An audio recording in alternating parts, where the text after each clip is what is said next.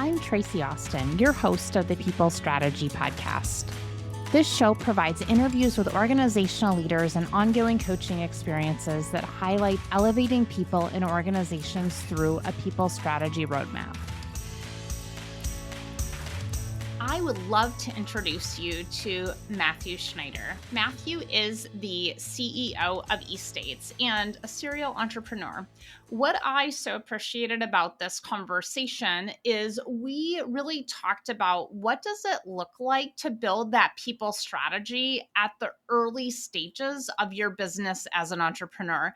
And as we bring on a number of different guests on the People Strategy podcast, we will be chatting with entrepreneurs and CEOs at all stages of business, from very early stage all the way through organizations and CEOs that have built several businesses over time. So what I really loved about the conversation with Matthew today is really looking at the alignment between the culture of the organization and the personal values, and really using that as a strategy as you're bringing on your first few employees, knowing that as you grow and scale, those needs are potentially going to change. And what you need at the very beginning may not and probably won't be what you need as the organization grows.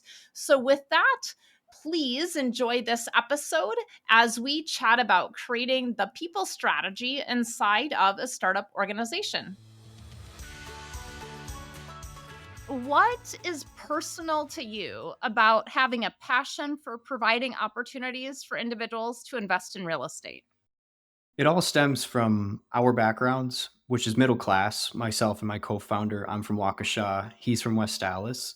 And that gave us a really unique perspective into the investment scene because we understand the financial situation of this demographic. And we realized that the great investment opportunities that are allowing people to multiply their capital continuously and consistently are not open to the middle class. And so what we saw this creating is an ever increasing gap in wealth.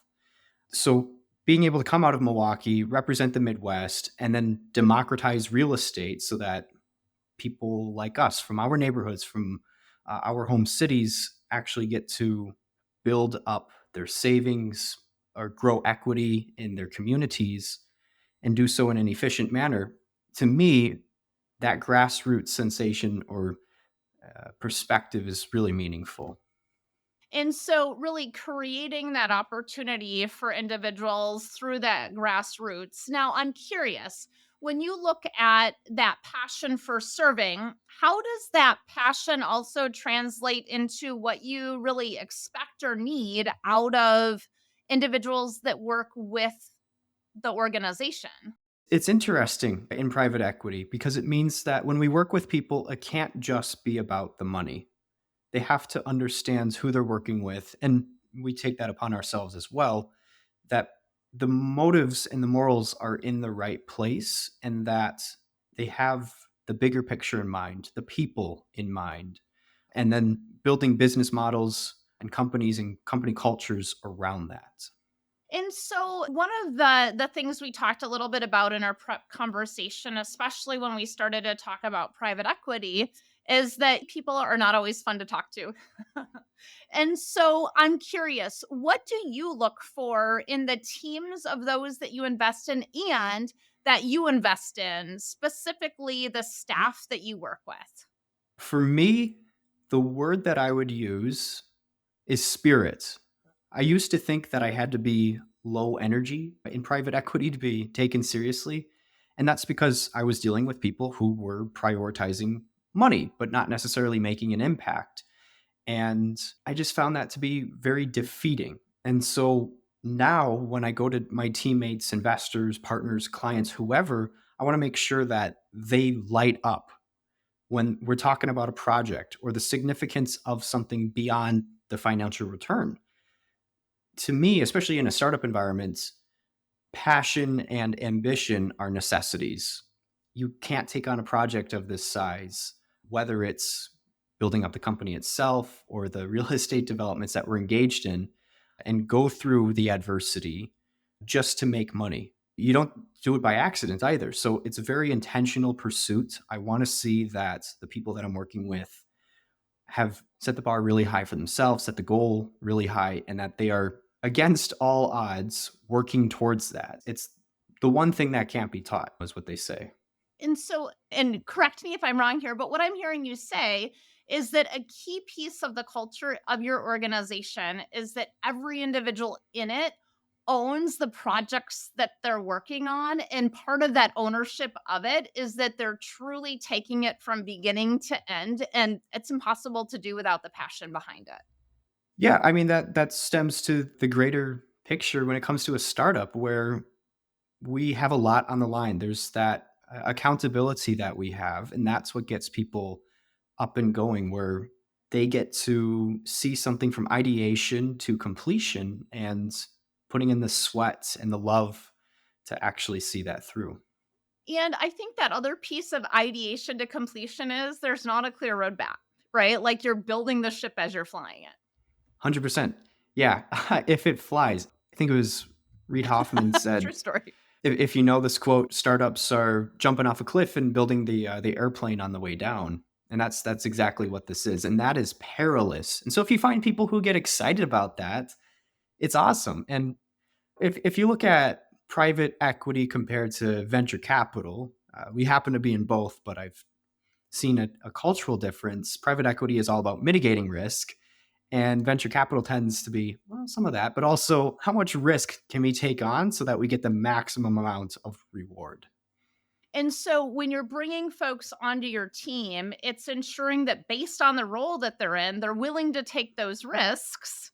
And there's some roles, let's say it's a financial role or a CFO role, that you need them also to be able to put the brakes on to kind of say, hold on a second, we're totally going to fall off the cliff here and we're not going to be able to build the thing on the way down. Yeah, And I'm curious. So, you've talked a little bit about culture, the distinction of culture in PE firms versus venture capital or, having that backing. But also, what's the culture impacts based on generations? So, as a Gen Z founder, how does that impact your specific culture at East States? well, actually, I don't really have a structure to the culture, and that's part of the startup component. But also, when it comes to Gen Z, I think a lot of us are poised to break the status quo, and that means doing things differently. As a Gen Z leader, I don't have corporate experience to fall back on, and so in a sense, I am formulating the plan and the layout of the company as I go along.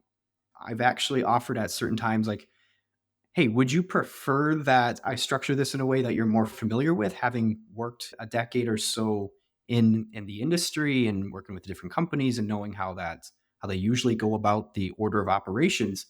And the feedback was no. Leave out the hierarchy, leave out the bureaucracy, the way that you're running things, where it's not necessarily a free for all, but a freedom for all. We get to make our own rules, figure out what works, especially in this economic climate where it's like, okay, everything's all over the place, everyone's doing their own thing. We have to adapt. We cannot be boxed in. And that means being flexible in our roles, in the time that we allocate, the way we go about pitching the company and raising capital and whatnot. Yeah, absolutely. And thank you so much for that. And I'm curious, how does that impact recruitment, especially when you're bringing new staff on? I'm looking for different things.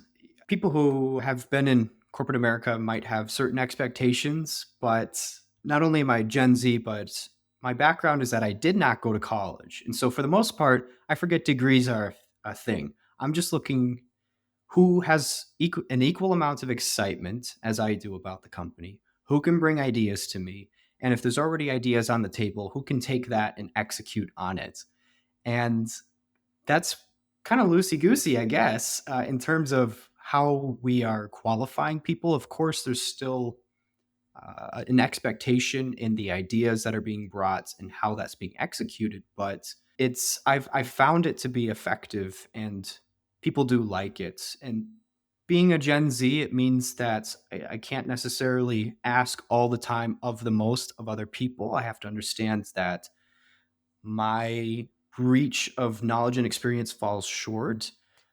but we fill in the gaps as we go along. And like I said, it has been, albeit unorthodox, ineffective method. It brings the right people onto the bus. Yeah, absolutely. And I think that this is really important because, as we talked about in our previous conversations, really scaling, right? So, when you're going from where you're at right now to where you're going and scaling, some of those things start to change, as well as some of the positions start to change. So, during our conversation, you shared a little bit about your CFO and how his position has morphed. Do you want to share a little bit about that story? Yeah, fundamentally, well, I guess to lay the framework and build off of the last question as well. When I say sometimes my reach of experience falls short, what that ultimately means is that sometimes I have to fail in building the company to recognize where my weaknesses are and where I have to bring in more people.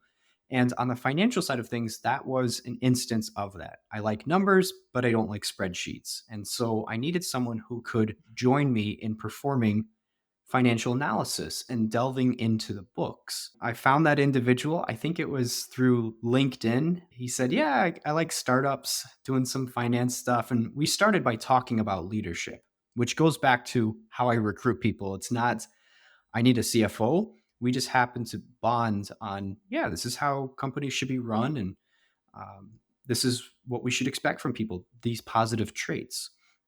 So brought him on there and started with our some accounting responsibilities that we could go over, finances, and then when building a company and bringing on projects, what do we have to look into? What analysis has to be performed?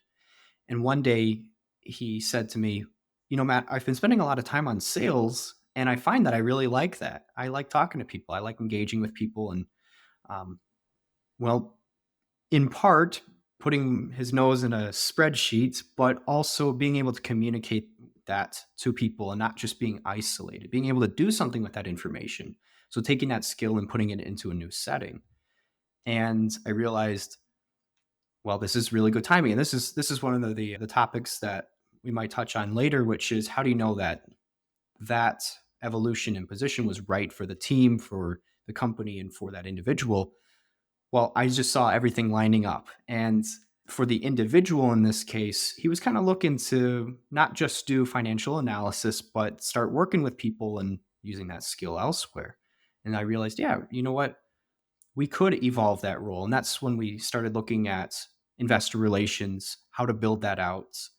Fundamentally, the same task. You're performing financial analysis on an asset, on a company, but you're doing something with it. You're communicating it to people. You're telling a story through that data as opposed to just marking up data. Got it. And that makes a lot of sense, right? So, really looking at, hey, where is the position growing to and what does that look like? And in startups, what we find so often is those very first hires in a startup need to have a lot of breadth, right? Like Right. they're really wide with all the different things that they're doing, and everything's going about 2 inches deep. And then as the organization scales and grows, there's a lot of folks that are brought in underneath that individual that have some significant depth within the role. And it sounds like within this individual, that was part of essentially what was happening. So as you start and build an organization, what specifically are some of those challenges in determining what you need in those first five hires and then the next five and the next five? Well, in the beginning part of the question, you phrased it really well again, where as you start to build up that hierarchy, you kind of have people at the top who are managing a lot, and then you bring in those more specialist roles. And that's the same way that I look at this. In the very beginning, you need folks who can wear a lot of hats because that's just the nature of startups. And so we are dabbling in all different sorts of skills and responsibilities. But when the company has the resources and feels as if it's time to go from good to great, and maybe that's along the lines of product market fit as well, to go from good to great, you have to bring people who are not just diversified in their skill set, which is good, but then folks who are great at a particular task. And that is indeed specialization. Um, they might not be great at managing because they are honed in on a particular responsibility. And that's why you need someone a step above that who's maybe overlooking several specialists. But in terms of how do you make that decision? Yeah, it's a component of taking that leap to the next step. And I think we're starting to see that where we're switching around roles so that people can specialize on something, not just have an all encompassing, ambiguous C suite title, but actually have a more defined responsibility, something that they really enjoy.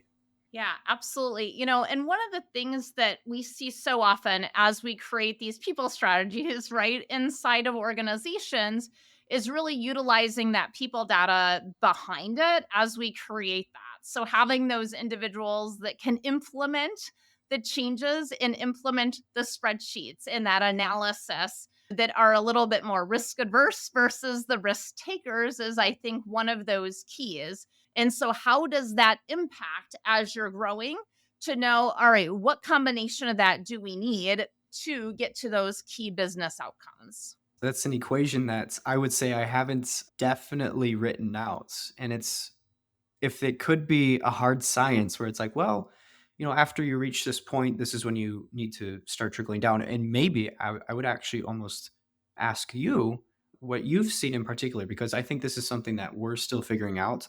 A lot of it comes down to, well, we need to grow, expand our team, and maybe this particular area of the company is lackluster. And so we do need to bring in someone who can specialize in that. But outside of that, just fulfilling a need, I wouldn't say we have a formula to how it's performed. So I'm curious what you would think. Yeah, absolutely. And so here's a couple things that we really look at within that. So this goes back to that team dynamic, right? So it's looking at, hey, what strategy is the team currently executing on?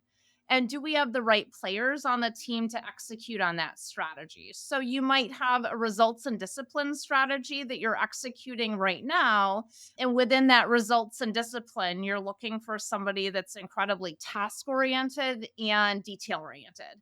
Or you might have a process and precision strategy that you're implementing. And in that, you're really looking for somebody that's process oriented and detail oriented, right?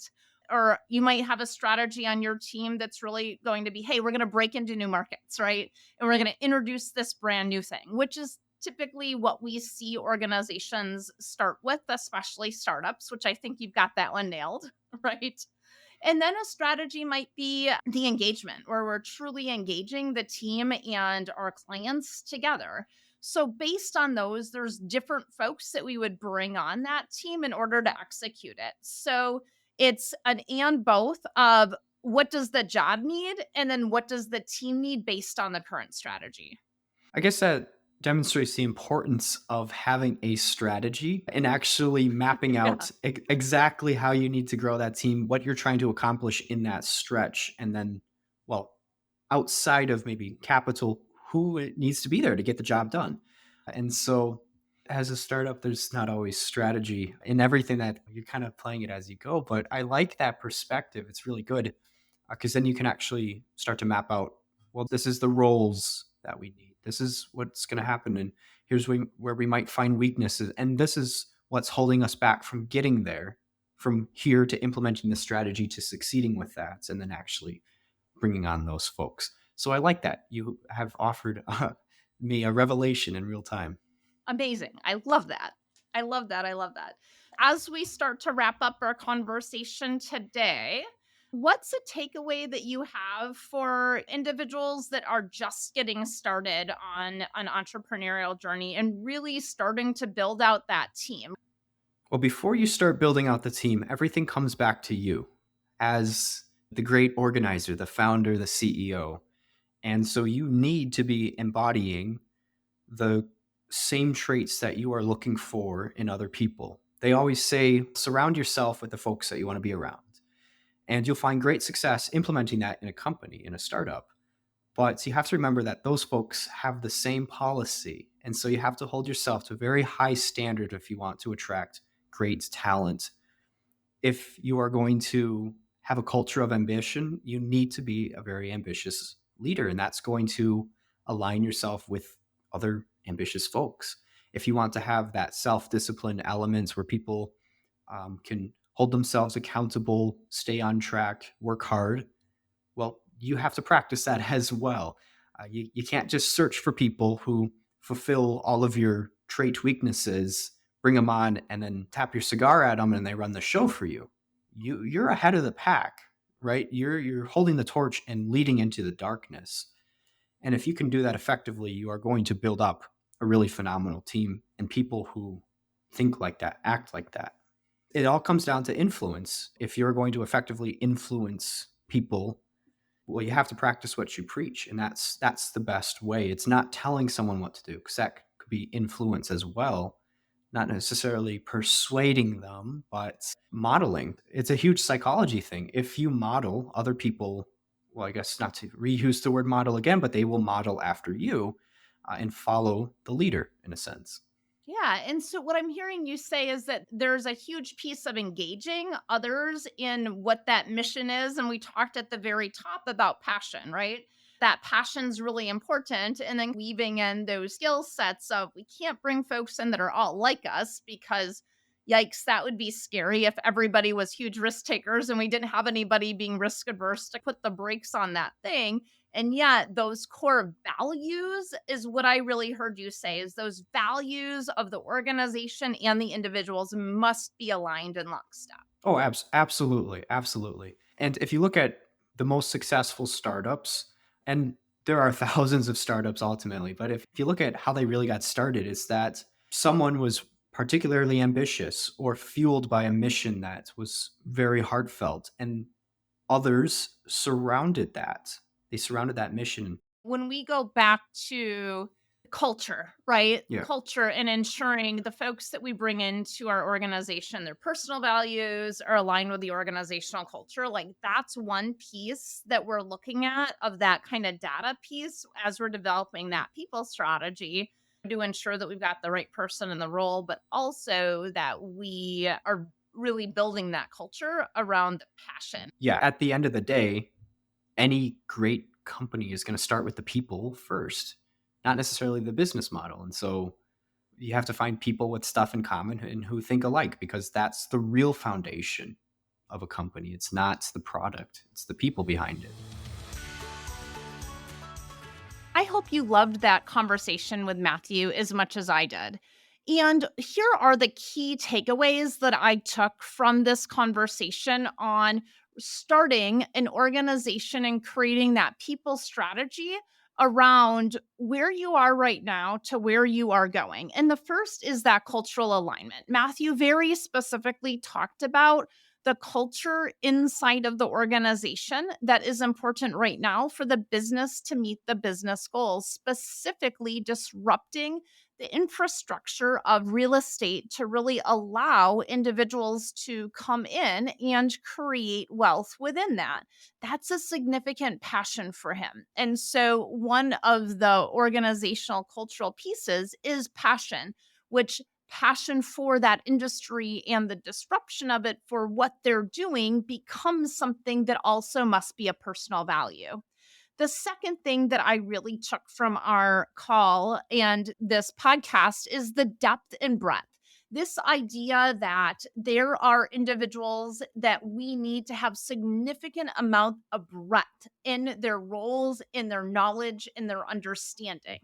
And so when we're creating our people strategies, we need to understand what roles need to have a significant amount of breadth, meaning you must be able to go from inception of an idea all the way through the execution until the close. And that was something Matthew talked about quite a bit in this episode is the breadth that an individual must have in these positions. And then as an organization scales, you end up needing to have very specific depth in a position, meaning that you can do all of the things and go into the minute details of it. And there's certain roles that you need both depth and breadth, right?